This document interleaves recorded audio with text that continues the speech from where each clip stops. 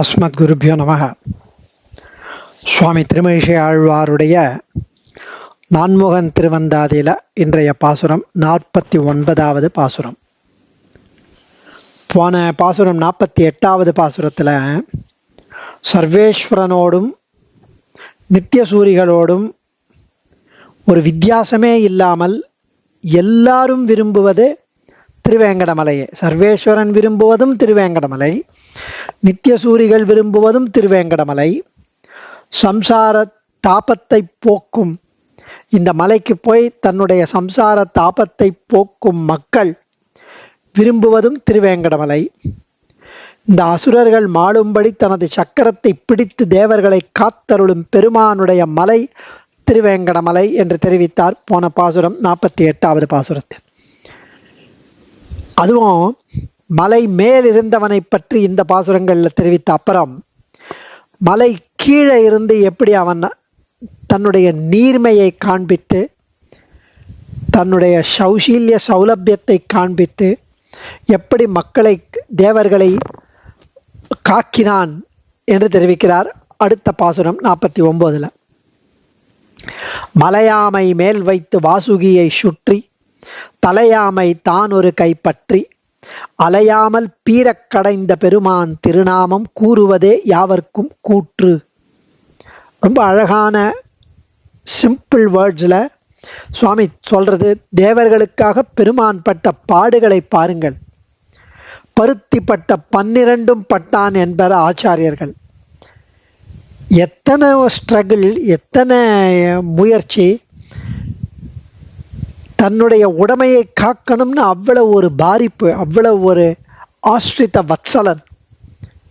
மந்தரமலையை ஆமையாக தன் மேல் வைத்து சுமந்து வாசுகி நாகத்தை நானாகச் சுற்றி கயிறாகச் சுற்றி ஆமையாகிய தான் மலையினுடைய உச்சியை ஒரு கையாலே பிடித்து அது வாபிள் ஆகாமல் இருக்கிறதுக்காக அதை பிடிச்சுண்டு அதனுடைய நீர் வெளியில் புரளாமல் அமுதம் புறப்படுமாறு கடைந்த எம்பெருமானுடைய திருநாமங்களை வாய்விட்டு சொல்லுவதே யாவர்க்கும் வாய்ப்பேச்சாக இருக்க வேண்டும் என்கிறார் சுவாமி. மலையை ஆமையாகிய தன்மேல் வைத்து தலையை ஆமையாகிய தான் ஒரு கைப்பற்றி இப்படி அழகாக தெரிவிக்கிறார். மலையாமை மேல் வைத்து வாசுகியை சுற்றி தலையாமை தான் ஒரு கைப்பற்றி அலையாமல் பீரக்கடைந்த பெருமான் திருநாமம் கூறுவதே யாவர்க்கும் கூற்று.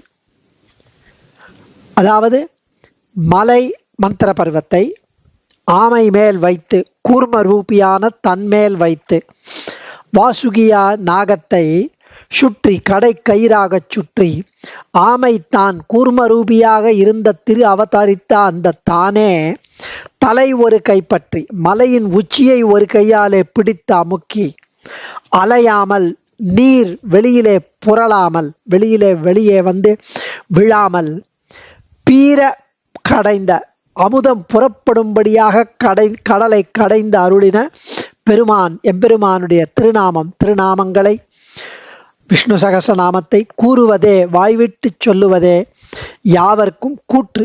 எல்லாருக்கும் பேச்சாக கடவது, பேச்சாக இருக்க வேண்டும் என்கிறார்.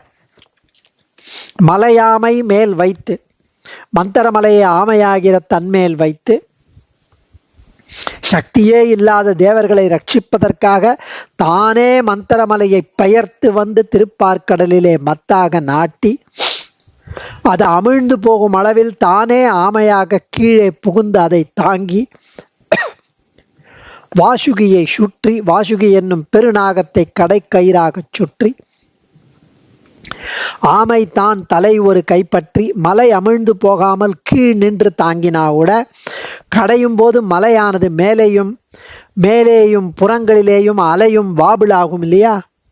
அதனால அப்படி அலையாதபடி கீழே ஆமையாய் நிற்கும் தானே மற்றும் ஓர் பேராமை உருக்கொண்டு மலையின் உச்சியை ஒரு கையால் பற்றி கொண்டு அலையாமல் பீரக்கடைந்து இவ்வளவு செய்த பின்பு கூட தேவாசுரர்கள் கடைவதற்கும் அசமர்த்தர்களாய் நிற்க அவர்களுக்கு முடியல.